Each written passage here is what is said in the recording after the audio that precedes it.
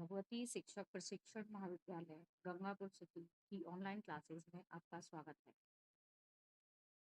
मैं मोना बथुरिया, प्रवक्ता, भगवती कॉलेज, कक्षा डीएलएड, द्वितीय वर्ष। विषय है बच्चे और सीखना। प्रकरण है बुद्धि का वर्गीकरण। इसमें हम बुद्धि के वर्गीकरण को पढ़ने से पहले हम बुद्धि को समझ लेते हैं कि बुद्धि क्या है। बुद्धि ऐसा मानसिक तत्व है जिसके कारण दो व्यक्तियों के समझने के स्तर में, स्मरण शक्ति में तथा समस्या को हल करने के स्तर में अंतर होता है। अतः बुद्धि कोई भौतिक तत्व नहीं है, यह अभौतिक तत्व है जिसे देखा या छुआ नहीं जा सकता। हाँ, अनुभव अवश्य किया जा सकता है। जैसे बिजली है कि नहीं, इसका पता हमें पंखा चलने या लाइट जलने से लगता है। इसी प्रकार बुद्धि का पता व्यक्ति के व्यवहार से लगता है। बुद्धि की परिभाषाएं अनेक मनोवैज्ञानिकों ने अपने स्वरूप के आधार पर अलग अलग दी है। जैसे थॉर्नडाइक के शब्दों में, वास्तविक परिस्थिति के अनुसार अपेक्षित प्रतिक्रिया की योग्यता ही बुद्धि है। टर्मन ने अमूर्त वस्तुओं के विषय में सोचने की योग्यता ही बुद्धि है। इसी प्रकार से बुद्धि का जो वर्गीकरण है उसे हम समझते हैं कि बुद्धि वह क्षमता है जिसका उपयोग व्यक्ति विभिन्न परिस्थिति और परिवेश में करता है। जैसे बुद्धि एक व्यक्तिक भिन्नताओं के आधार में से एक प्रभावशाली कारक बुद्धि या मानसिक योग्यता है। बुद्धि एक व्यक्ति को दूसरे से भिन्न रखती है। हम दैनिक जीवन में कहते हैं कि वह एक अच्छा नेता है, वह अच्छा शिक्षक है, वह श्रेष्ठ पत्रकार है या सफल व्यापारी है। इससे तात्पर्य है कि उसकी बुद्धि बहुत अधिक तीव्र है, जिसका प्रयोग वह विभिन्न क्षेत्रों में करता है। किंतु दूसरी हम कहते हैं कि इस विद्यार्थी की बुद्धि मूर्खों जैसी है, या फिर इस व्यक्ति की बुद्धि मूर्खों जैसी है। जैसे अगर कोई विद्यार्थी 3 विषय में फेल हो जाता है, तो सोचते हैं कि इसकी बुद्धि मूर्खों जैसी है, इसलिए ये फेल हो जाता है। लेकिन बुद्धि जो का संबंध तीव्रता तरफ निर्बलता से माना जाता है। अतः बुद्धिमान व्यक्ति वह होता है जो जीवन की विभिन्न परिस्थितियों का सामना करने में सक्षम हो। बुद्धि शब्द का प्रयोग हम बोलचाल की भाषा में अनेक प्रकार से करते हैं। जैसे कि राम बुद्धिमान है, इसका बौद्धिक स्तर अच्छा है। तो इस प्रकार से हम बुद्धि उनके कोई गुण या उनके अनेक गुणों के समुच्चय से लगाते हैं। अतः किसी भी व्यक्ति को बुद्धिमान या बुद्धिहीन तब तक नहीं कहना चाहिए जब तक कि उसके व्यवहार में निहित बुद्धि के अनेक गुणों का परीक्षण न किया जाए। बुद्धि को प्रत्यक्ष रूप से देखा नहीं जा सकता, बल्कि उसके प्रभावों को ही देखा जा सकता है।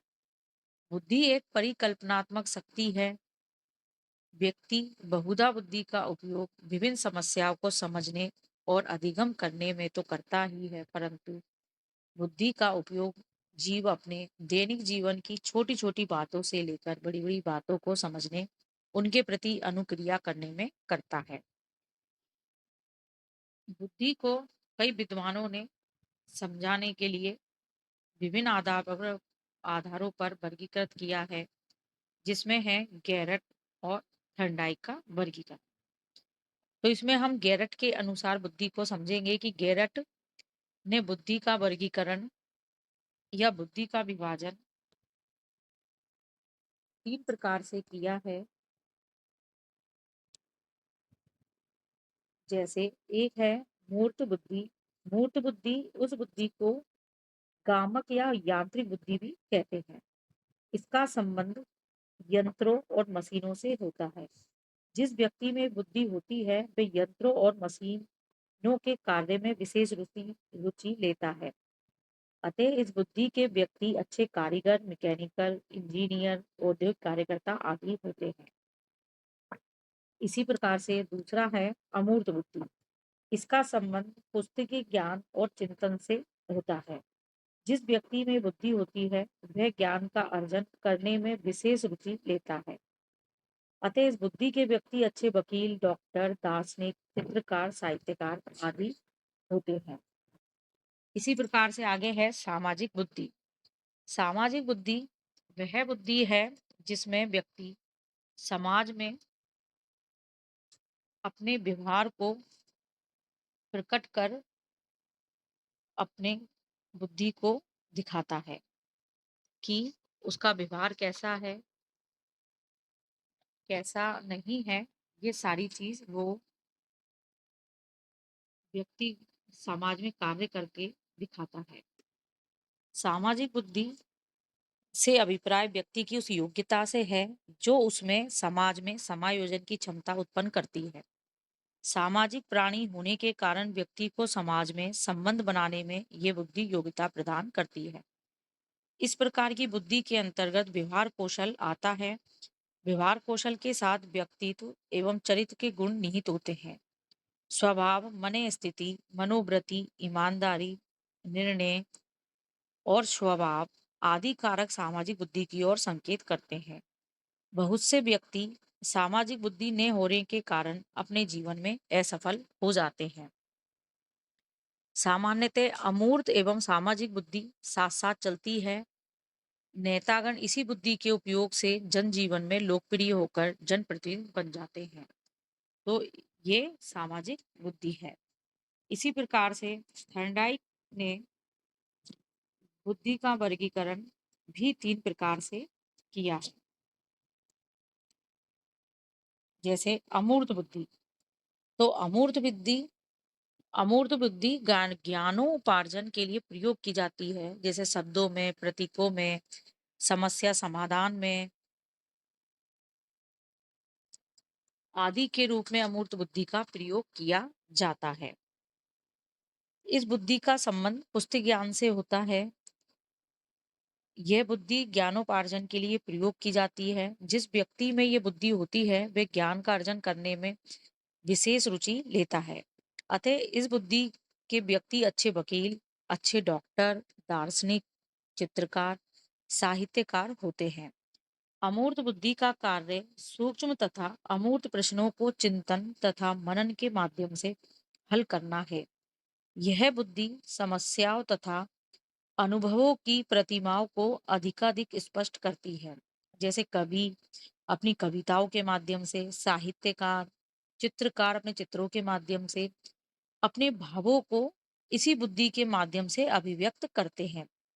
इस प्रकार की बुद्धि में शब्द, अंक एवं प्रतीकों का प्रयोग अधिक किया जाता है। यह बुद्धि पठन को सीखने की प्रक्रिया है तथा समस्याओं को हल करने की प्रक्रिया है, जिनमें शब्द एवं प्रतीकों का उपयोग किया जाता है। इसलिए शब्द एवं प्रतीकों के माध्यम से अपने विचारों को अभिव्यक्त करने की कला अमूर्त या मौखिक बुद्धि की ही देन है। विद्यालय में पठन, गणित, भूगोल, इतिहास एवं अन्य विषयों में सफलता के लिए अमूर्त बुद्धि का विकास किया जाना आवश्यक है। मस्तिष्क की पहली आवश्यकता है प्रतिबोध एवं अवबोध करना। प्रत्येक व्यक्ति अपनी क्षमता के अनुसार किसी वस्तु को पहचानता है एवं समझता है। बुद्धिमान की निशानी यह है कि व्यक्ति इस पहचान और समझ को किस प्रकार ग्रहण करता है। बुद्धि का यह पक्ष व्यक्ति की अभिवृद्धि की ओर संकेत करता है। अमूर्त बुद्धि का परीक्षण हम 3 प्रकार से कर सकते हैं, जैसे आकांक्षा का स्तर है, विभिन्न प्रकार के कार्य करना है, या कार्य की गति है कि व्यक्ति कितनी अधिक गति से कार्य करता है। तो इस प्रकार से हम अमूर्त बुद्धि को समझ सकते हैं। फिर है सामाजिक बुद्धि, जिसे अभिप्राय उस व्यक्ति की योग्यता और समायोजन के संबंध से लिया गया है। तो ये बुद्धि हमें जो होती है वो समाज में व्यवहार के रूप में प्रकट में दिखाई देती है। इसी प्रकार से यांत्रिक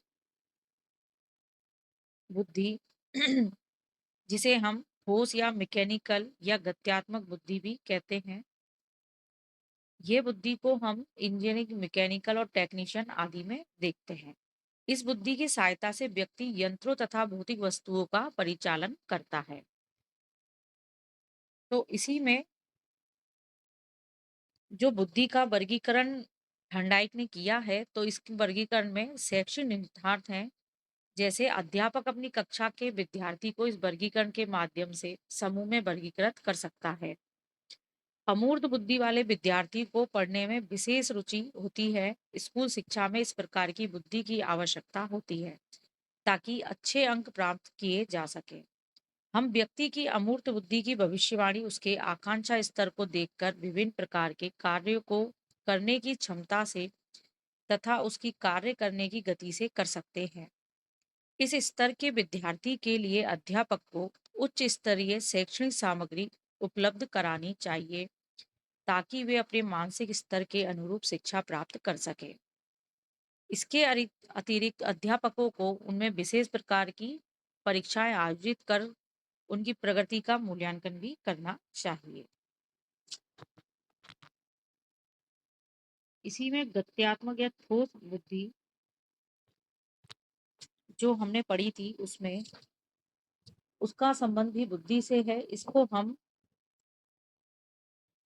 बच्चों के शारीरिक शिक्षा से होता है। ये बुद्धि हमें खेलों के माध्यम से या नृत्य के माध्यम से महत्वपूर्ण भूमिका में देखा जा सकता है।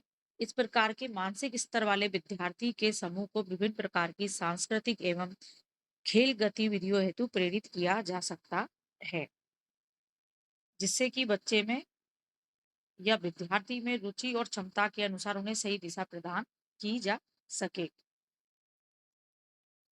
तो हमने थर्नडाइक की तीनों बुद्धि के बारे में अध्ययन किया, जिसमें बच्चों को कई हित शामिल हैं। शिक्षा में इनका बहुत महत्वपूर्ण योगदान है।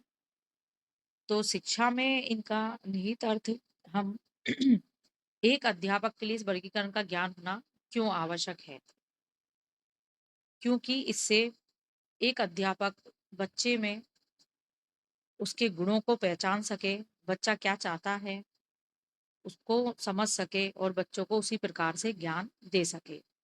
कक्षा में भिन्न भिन्न मानसिक स्तर के विद्यार्थियों को समझने में सहायक, क्योंकि एक कक्षा में अलग अलग मानसिक स्तर के विद्यार्थी बैठते हैं। उनका सर्वांगीण विकास कैसे किया जाए, उन्हें कैसी शिक्षा दी जाए, उन्हें कैसे पढ़ाया जाए, ये सारी चीज़ों को समझने में ये सहायक है। शिक्षण विधि को और अधिक प्रभावी बनाने में मदद मिलती है। इस बुद्धि के वर्गीकरण से शिक्षण विधि को, यानी कौन से विद्यार्थी को कौन सी विधि के द्वारा पढ़ाया जाए, कौन सी विधि से उसको समझ में आएगा, ये सारी चीज़ को समझ के एक अध्यापक शिक्षण को प्रभावी बना सकता है और विद्यार्थी की रुचि और क्षमता के अनुसार उन्हें सही दिशा प्रदान कर सकता है। अध्यापक ऐसे विद्यार्थी के समूह को उसके सूचक की सहायता से पहचान लेता है। अध्यापक उनके मानसिक स्तर के अनुरूप शैक्षणिक सामग्री उपलब्ध करवा सकता है एवं उनके स्तर के अनुरूप विभिन्न गतिविधियों को आयोजित कर सकता है। उपरोक्त विवेचन के आधार पर हम कह सकते हैं कि अध्यापक के लिए बुद्धि के वर्गीकरण का ज्ञान होना अति आवश्यक है, जिससे सामाजिक रूप से बुद्धिमान व्यक्ति दूसरे लोगों के साथ आसानी से मित्रता स्थापित कर लेते हैं तथा सामाजिक संबंधों को शीघ्रता से भी समझ लेते हैं।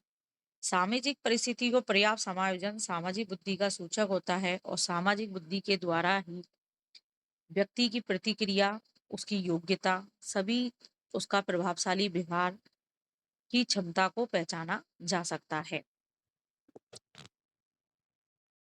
निष्कर्ष रूप में अमूर्त बुद्धि वाले छात्रों को उच्च स्तरीय शैक्षिक सामग्री की आवश्यकता होती है, क्योंकि अमूर्त बुद्धि दिखाई नहीं देती है, लेकिन किसी न किसी रूप में उस बुद्धि को प्रकट किया जा सकता है। ठोस या यांत्रिक बुद्धि वाले छात्रों को खेल, नृत्य, तकनीकी गतिविधियों में प्रोत्साहित करना चाहिए। बुद्धि का सही वर्गीकरण छात्रों के सर्वांगीण विकास में सहायक है। इस प्रकार हमने बुद्धि के वर्गीकरण को समझा कि गैरिट ने 3 प्रकार से बुद्धि का उल्लेख किया: मूर्त बुद्धि, अमूर्त बुद्धि और सामाजिक बुद्धि।